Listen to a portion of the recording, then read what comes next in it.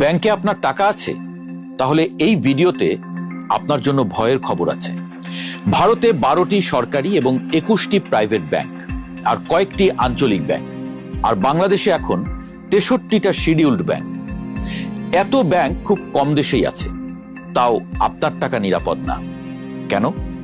কারণ এই দেশে ব্যাংকের মালিক ব্যাংকার না, মালিক হলো গার্মেন্টস ব্যবসায়ী, সিমেন্ট ব্যবসায়ী, পাওয়ার প্ল্যান্টের মালিক। আপনি টাকা রাখেন নিরাপদ ভেবে, ওরা সেই টাকা দিয়ে আর একটা ব্যবসা খোলে। ব্যবসায়ীদের এই মডেলটা দেশের ব্যাংকগুলোকে ফাঁকা করে দিয়েছে। যেখানে আমেরিকা, ভারত সহ পৃথিবীর অন্য দেশগুলো 100 বছর আগেই এই মডেলকে বাতিল করে দিয়েছে, কিন্তু বাংলাদেশে এখনো চলছে। 6টা গ্রুপ। বাংলাদেশ ব্যাংকের রিপোর্ট বলছে তাদের হাতে পুরো ব্যাংকিং সেক্টর জিম্মি। বাংলাদেশ ব্যাংকের ওয়েবসাইটে যান, লেখা আছে দেশে 63টি শিডিউলড ব্যাংক, 7টি রাষ্ট্রায়ত্ত, 3টা বিশেষায়িত, 43টা প্রাইভেট, 9টা বিদেশি। 43টা প্রাইভেট ব্যাংক মানে 43টা পরিবার, 43টা গ্রুপ। এই 43টা ব্যাংকের প্রায় সবগুলোই কোনো না কোনো ব্যবসায়িক গ্রুপের। এটাই বাংলাদেশের বাস্তবতা। এখানে কোনো ডেডিকেটেড ফাইন্যান্সিয়াল ইনস্টিটিউশন ব্যাংক নেই। জেপি মর্গান, এইচএসবিসি, সিটির মতো ব্যাংক নেই যারা শুধু ব্যাংকিংই করে। এখানে সবাই অন্য ব্যবসায়ী, ব্যাংকিং তাদের সাইড বিজনেস। পার্থক্যটা বুঝুন। ব্যাংকারের কাজ রিস্ক কমানো, আর ব্যবসায়ীর কাজ রিস্ক নেয়া। যখন রিস্ক নেওয়া লোকের হাতে রিস্ক কমানোর দায়িত্ব দেওয়া হয়, তখন কি হয়? দুর্ঘটনা হয়। সেটাই হয়েছে।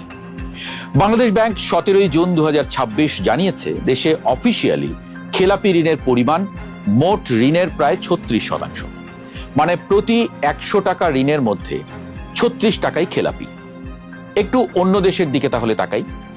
আমেরিকায় খেলাপি ঋণ 1.5%, ভারতে 2.8%, পাকিস্তানে 5.8%, নেপালে 5.6%, আর বাংলাদেশে 36%। খেলাপি ঋণে বাংলাদেশ এখন বিশ্বের দ্বিতীয় সর্বোচ্চ, যুদ্ধ বিধ্বস্ত ইউক্রেনের পরেই। ইউক্রেনে 38%। সেখানে যুদ্ধ চলছে বুঝলাম, আমাদের এখানে কি চলছে? অনেক ডেটা দিলাম, নিশ্চয়ই বিরক্ত হচ্ছেন। আরেকটু বিরক্ত করি। ব্যাংকিং সেক্টরে একটা কথা আছে, মূলধন পর্যাপ্ততা অনুপাত।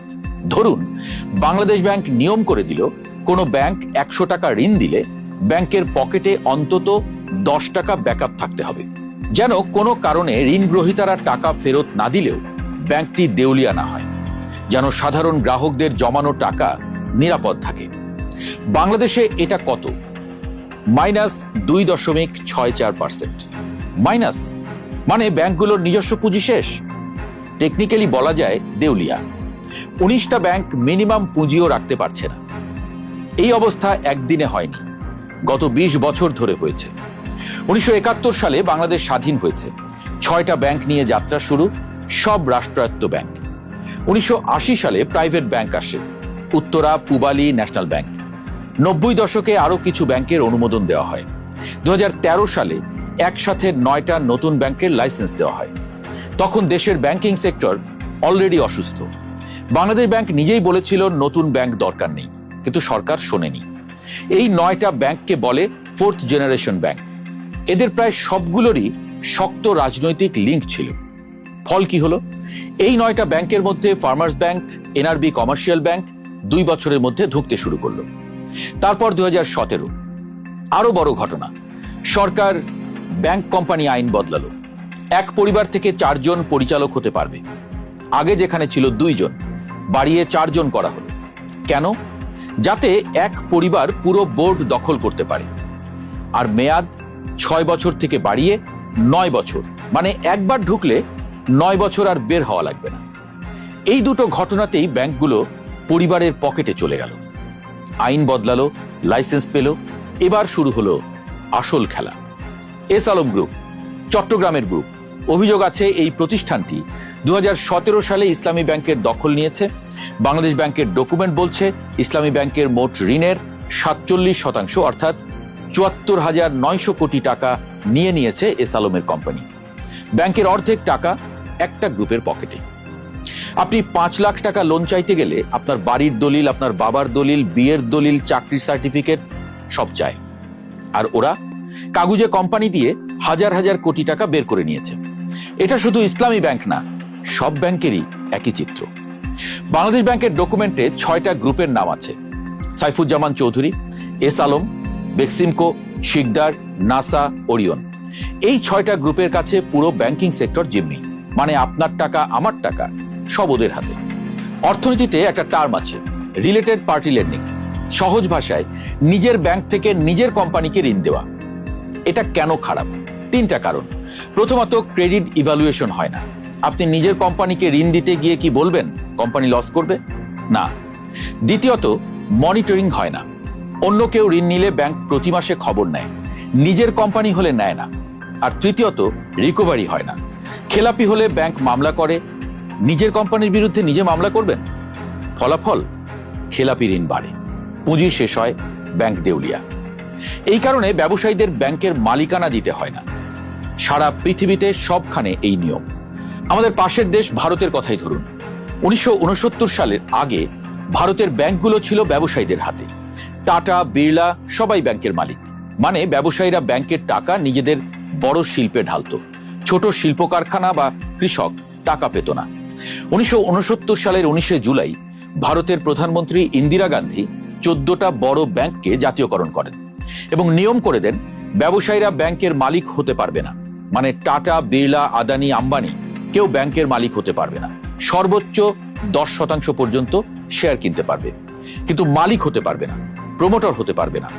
কারণ ভারত জানে ব্যবসায়ী যদি ব্যাংকের মালিক হয় সে নিজের ব্যবসাকেই ঋণ দেবে, আর সেটাই হয়েছে বাংলাদেশে। আমেরিকায় এই নিয়ম হয় 1933 সালে। 1929 সাল আমেরিকায় শেয়ার মার্কেট ক্র্যাশ, মহামন্দা।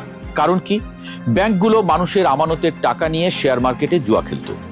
তখন প্রেসিডেন্ট রুজভেল্ট আইন করলেন, ব্যাংকের মালিক হতে হলে তোমাকে ব্যাংকিং কোম্পানি হতে হবে। গাড়ি কোম্পানি, তেল কোম্পানি ব্যাংক বানাতে পারবে না। তাই আজ আমেরিকায় মাইক্রোসফট বা গুগল বা ওয়ালমার্ট ব্যাংক খুলতে পারে না। ইলন মাস্ক পৃথিবীর সবচেয়ে ধনী ব্যবসায়ী হয়েও ব্যাংক খুলতে পারে না। আমেরিকা বোঝে, ভারত বোঝে, আমরা কেন বুঝি না? নাকি আমরা বুঝতে চাই না? সমাধান কি? মালিকানা আলাদা করতে হবে। ফিনান্সিয়াল প্রতিষ্ঠানই ব্যবসা করবে। কাপড়ের ব্যবসায়ী, জুতার ব্যবসায়ী, ওষুধ ব্যবসায়ী ব্যাংক বানাবে না। সর্বোচ্চ 10% পর্যন্ত শেয়ার কিনতে পারবে, বোর্ডে বসতে পারবে না। আর পরিবারতন্ত্র বন্ধ করতে হবে। আগের মতো এক ব্যাংকে এক পরিবারের সর্বোচ্চ একজন পরিচালক থাকতে পারবে, এমন নিয়ম করা হোক। আর সবচেয়ে বড় হলো ব্যাংক কমানো। 63টা ব্যাংক লাগে না। ভারতের অর্থনীতি বাংলাদেশের চেয়ে 10 গুণ বড়, তাদের 33টা ব্যাংকে চলে। আমরা কি এমন বিশ্ব চ্যাম্পিয়ন হয়ে গেলাম যে মুদি দোকানের মতো যখন তখন ব্যাংক খুলে বসছি? সরকার এরই মধ্যে ব্যাংক একীভূতকরণের উদ্যোগ নিয়েছে। আরো অনেক ব্যাংক একীভূত করা যেতে পারে, কিংবা চাইলে দুর্বল ব্যাংক পুরোপুরি বন্ধ করে দেওয়া যেতে পারে। সরকারকে বলছি, মনে রাখবেন, ব্যাংক কোনো ব্যবসায়ীর পকেট না, ব্যাংক হলো জনগণের ভরসা। ব্যাংক নিয়ে আমরা আরো কয়েকটি পর্ব করব। এক একটা ব্যাংক ধরে আমরা দেখিয়ে দেব কোন ব্যাংক কতটা ঝুঁকিতে। আপনার অভিজ্ঞতা আমাদের জানাতে পারেন। আমাদের সোজা কথা, মানুষ ভরসা করে ব্যাংকে টাকা রাখে, তাদের সেই ভরসা নষ্ট করা যাবে না। ভরসার জায়গাটা যখন কারো পকেটে যায়, তখন 63টা ব্যাংক থাকলেও একটাও ব্যাংক থাকে না।